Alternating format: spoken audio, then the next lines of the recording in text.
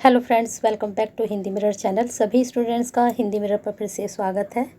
जितने भी स्टूडेंट्स हैं, अगर आपका कोर्स FCSL है तो आप जो है हिंदी मिरर के साथ जुड़ जाइए। चलिए आपका जो कंटेंट है वो बता देते हैं। एक दो स्टूडेंट्स की काफ़ी क्वेरीज आ रही थी कि मैडम हमें जो है FCSL का भी करा दीजिए। तो पेपर का नाम है सहज संस्कृत बोध। अब यहाँ पर एक क्वेरीज और बन रही है स्टूडेंट्स की कि मैडम ये वाला पेपर जो है MCQ बेस होगा या फिर हमारा आपका डिस्क्रिप्टिव होगा। तो आपको बता दें कि जिनका MCQ बेस होना है, जिनका OMR सीट पर होना है, तो उनके एडमिट कार्ड में लिखा है कि ये आपका OMR सीट पर होना है, तो उसमें आपके 100 क्वेश्चन आएंगे। और मुझे लगता है उसमें जो आपका मानव मूल्य वाला पेपर है, जो कि पेपर का नाम है आप FHVA, आपका एक पेपर तो ये होना है और ये थर्ड ईयर सेकेंड ईयर दोनों का होना है। और एक आपका पेपर है FES, जिन्होंने जो भी चूज किया है, क्योंकि इस वाले पेपर में चॉइस होती है। आपने अगर FES डाला है तो इसका देना है, FA आपका डाला है तो वो देना है आपको। दोनों ही ये पर्यावरण के पेपर हैं और ये FES जो है ये फर्स्ट ईयर का है और जो दूसरे वाला है वो सेकेंड ईयर थर्ड ईयर दोनों का है। अब बने रहिए हिंदी मिरर के साथ। अगर आपके एडमिट कार्ड में ऐड है कि इसमें OMR सीट पर होगा तो OMR पर होगा, नहीं तो आपका डिस्क्रिप्टिव जैसे अभी तक पेपर आए हैं 20 नंबर के 2 और आपके 10 नंबर के 4, ऐसे ही आपका इस वाले में भी पैटर्न रहेगा। तो बने रहिए हिंदी मिरर के साथ। ऐसे ही अपनी यूज़फुल वीडियो के लिए लाइक तो बनता है, कर दीजिए। वीडियो शुरू हो चुकी है क्योंकि आपकी ये शॉर्ट पर हम लेकर आए हैं। जो आपकी शॉर्ट रिक्वेस्ट थी उसके ऊपर लेकर आए हैं, ज़्यादा स्टूडेंट्स की नहीं थी, फिर भी हम लेकर आए हैं वीडियो। बने रहिए हिंदी मिरर के साथ। शेयर नहीं किया तो कर दीजिए, लाइक नहीं किया तो कर दीजिए और साथ में कमेंट तो आप करते ही हैं और अभी तक सब्सक्राइब नहीं किया है तो कर लीजिए। चलिए, फर्स्ट यूनिट आपकी जा रही है संस्कृत वर्णमाला। सभी को मालूम है वर्णमाला में स्वर होते हैं, व्यंजन होते हैं, उच्चारण स्थान होते हैं, वर्ण के होते हैं, वर्ण लेखन अभ्यास होता है, ये सभी इसमें है। अब इसमें क्या पढ़ना पड़ेगा आपको, सबको इनकी डेफिनेशन पढ़ लीजिए, इनके भेद पढ़ लीजिए। इसमें से जो ज़्यादातर आपका स्वर्ण से बनेगा, व्यंजन से बनेगा और संयुक्त वर्ण से बनेगा। बाकी इनको आप गो थ्रू कर लेंगे तो भी आपका चल जाएगा। अब आते हैं नेक्स्ट यूनिट पर। आपकी सेकंड यूनिट में क्या आएगा उसमें चेक कर लेते हैं। सेकेंड यूनिट में आपके बताया है इन्होंने संख्या परिचय, संख्या उच्चारण, लेखन अभ्यास, संख्या, लिंग भेद। मुझे लगता है जो अगर आपके पास हिंदी भी है और संस्कृत भी है तो कोई ज़्यादा दिक्कत आने वाली नहीं है, क्योंकि जितने भी स्टूडेंट्स हैं उन्होंने फर्स्ट ईयर में बहुत अच्छे से बुक लगी हुई है आपकी, बहुत अच्छे से वहाँ पर ग्रामर दी गई है। बस लैंग्वेज थोड़ी चेंज है, चीज़ें वही हैं, बिल्कुल भी नहीं बदलेंगी। लिंग की डेफिनेशन जैसे हिंदी में है वैसे ही एजिएट आपकी संस्कृत में है। बस क्या है, लैंग्वेज का फ़र्क है, भाषा का फ़र्क हो जाएगा। वहाँ आप भाषा हिंदी में पढ़ते हैं, बस यहाँ आप संस्कृत में पढ़ेंगे। बस इतना ही चेंज है। अगर आपकी संस्कृत अच्छी है तो आप संस्कृत में आराम से लिख सकते हो। चलिए चलते हैं नेक्स्ट यूनिट पर। थर्ड यूनिट पर हम आ चुके हैं। थर्ड यूनिट में देख लेते हैं कौन कौन से टॉपिक आपके बन रहे हैं, चेक कर लेते हैं एक बार। अभी आपकी ये सेकंड यूनिट ही चल रही है, अब आ चुके हैं हम थर्ड यूनिट पर। यहाँ पर संज्ञा की डेफिनेशन आपको पता है, सर्वनाम की आपको पता है, विशेषण की आपको पता है, हलंत और विसर्ग क्या होते हैं ये भी आपको पता है। ठीक है, संज्ञा की परिभाषा, संज्ञा के भेद, सर्वनाम की परिभाषा, सर्वनाम के भेद, विशेषण की परिभाषा, विशेषण के भेद, यही सब आपको याद करना होता है, बाकी और कुछ नहीं। बाकी संस्कृत में जो आपका है सर्वनाम के अस्मद शब्द, युष्मद शब्द कर लीजिए, ये दोनों अच्छे से तैयार कर लीजिए। बाकी विशेषण में आपको गुणवाचक, परिमाणवाचक, संख्यावाचक क्या होते हैं। गुणवाचक आपको पता ही है, जैसे काला है, सफ़ेद है, गोरा है, तो ये क्या सब होते हैं, ये गुणवाचक होते हैं। परिमाणवाचक, जैसे परिमाणवाचक आपको बता देती हूँ, जैसे कि 2 मीटर कपड़ा। अब ये संख्यावाचक नहीं हो सकता, क्योंकि संख्यावाचक वो होता है जिसमें आप काउंटिंग कर सकते हो, 1 2 3 4 ऐसे अलग अलग चीज़ों की आप काउंटिंग कर सकते हो, तो वह होता है संख्यावाचक विशेषण।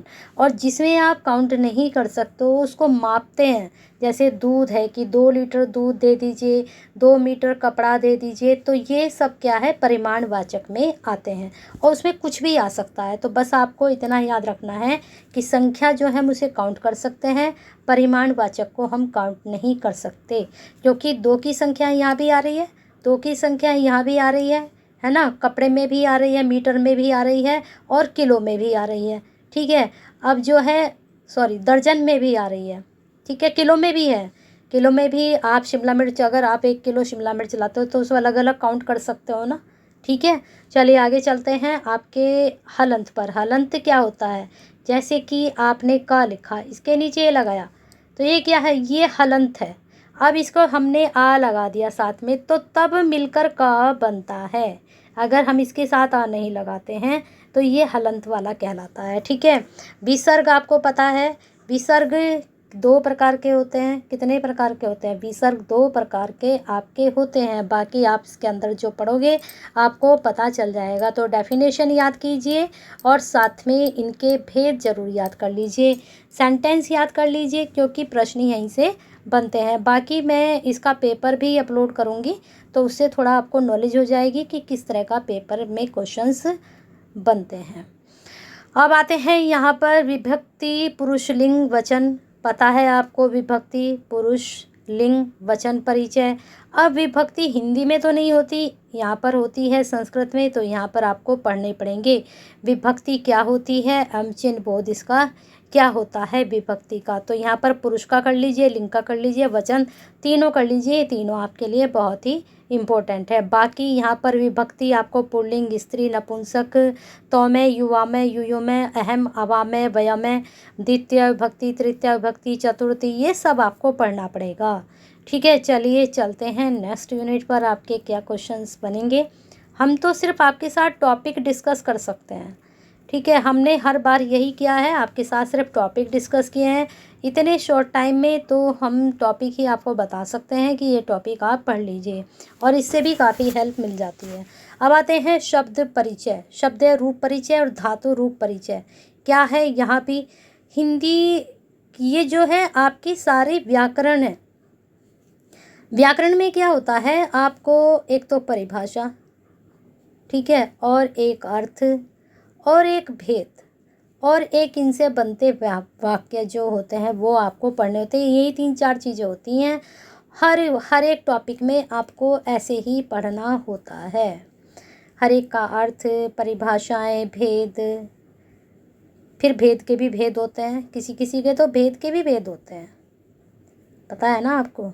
चलिए आगे चलते हैं नेक्स्ट यूनिट में। आपके यहाँ पर आ गए हैं तृतीय इकाई संधि बोध, संधि की परिभाषाएं। अब स्वर संधि है, इसके कितने भेद हैं, इसके 5 भेद हैं।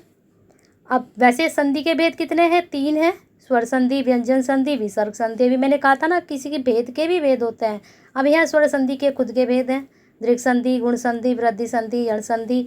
इनकी थोड़ी सी पहचान अगर आप कर लोगे तो आप बहुत अच्छे से कर पाओगे। इनकी पहचान करिए, कौन से स्वर से मिलकर कौन सी संधि बनती है, दीर्घ संधि कैसे बनती है, थोड़ा इस संधि को आपको समझा देते हैं।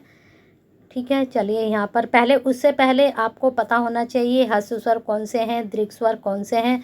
बहुत इजी है ये पूरी आपका स्वर है, वर्णमाला है। यहाँ पर ह्रस्व स्वर जैसे कि छोटा आ, छोटी ई, छोटा ओ, ठीक है, ये हो गए।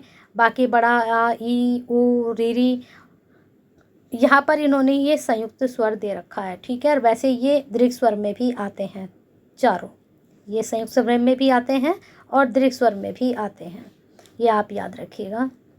चलिए विसर्ग यहाँ पर देख लिए, विसर्ग के देख लिए, मैंने अभी आपको बताया था कि विसर्ग क्या है, स्वर अथवा व्यंजन के बाद स्वर के स्थान पर विसर्ग का उच्चारण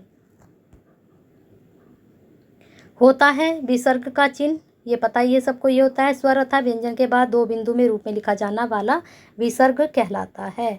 अब इसमें क्या है, अनुनासिक, अनुनासिक क्या है, ये है आयोग वह, क्या है ये, आयोग वह, ये याद रखिएगा। अनुनासिक क्या होता है और अनुस्वार क्या होता है। अनुस्वार में क्या करते हैं, अनुस्वार में जैसे हम बोलते हैं अंकी बिंदी, ये जैसे अंकी बिंदी यहाँ पर है, ये होता है अनुस्वार। और अनुनासिक में हम लगाते हैं चंद्र बिंदु, लेकिन हम लोग क्या बोलते हैं, अंगी बिंदी लगा दो। हम ये नहीं बोलते कि अनुस्वार लगा दीजिए, अनुनासिक लगा दीजिए, विसर्ग लगा दीजिए। विसर्ग कौन बोलता है, पीछे 2 बिंदी लगा दो, ऐसे तो बोलते हैं ना। चलिए आगे चलते हैं, नेक्स्ट यूनिट पर आपकी क्या बनेगा। तो ये अगर आप अपने शब्दों में भी लिखना चाहोगे तो खुद से भी आप लिख सकते हो। आ चुके हैं नेक्स्ट यूनिट पर, चौथी यूनिट आपकी आ चुकी है। व्यवहार संस्कृत भाषा क्या है, भाषा अभ्यास। यहाँ पर आपका सामान्य संस्कृत व्यवहार दैनिक वाक्य प्रयोग में, जैसे कि शिष्टाचार में आपका क्या करते हैं, संस्कृत कारणे वाक्य प्रयोग पढ़ने हैं, दूरवाण्य मित्र मित्र संभाषण पढ़ना है, पितरा पुत्रो संभाषण पढ़ना है। बस ये 2-3 टॉपिक हैं, ये आप कवर कर लीजिए। बाकी ये भी पढ़ सकते हो, महाविद्यालय छात्राणां वार्तालाप है। तो इसमें आपको बस थोड़ा सा संस्कृत में करके लिखना है। बाकी चलिए यूनिट आप देख लीजिएगा। लकार परिचय, इसमें लट लकार बहुत महत्वपूर्ण है, यहाँ से ज़्यादा क्वेश्चन पूछे जाते हैं।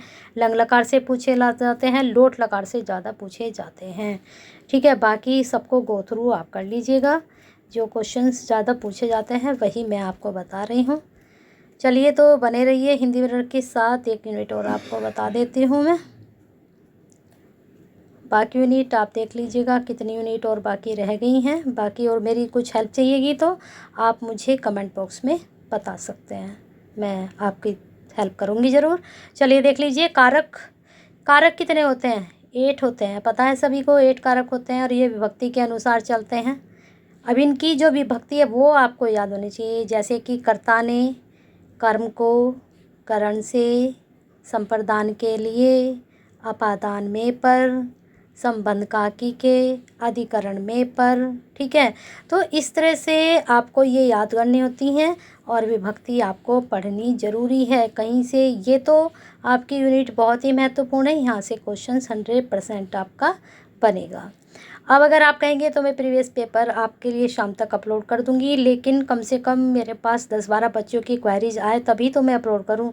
1-2 बच्चों के लिए कैसे अपलोड किया जाए, बाकी जो अगर 1-2 बच्चा होता है, मैंने अपना नंबर दिया हुआ है आपको, व्हाट्सअप नंबर, अगर नहीं नोट है तो कर लीजिए 8171796251। आप यहाँ पर मुझे अपनी क्वेरी सेंड करते हो, मैं आपकी हेल्प ज़रूर करूँगी। बने रहिए हिंदी मिरर के साथ। हेल्पफुल वीडियो मिली है, सब्सक्राइब कर लीजिए, लाइक कर दीजिए, शेयर कर दीजिए और कमेंट ज़रूर कर दीजिए।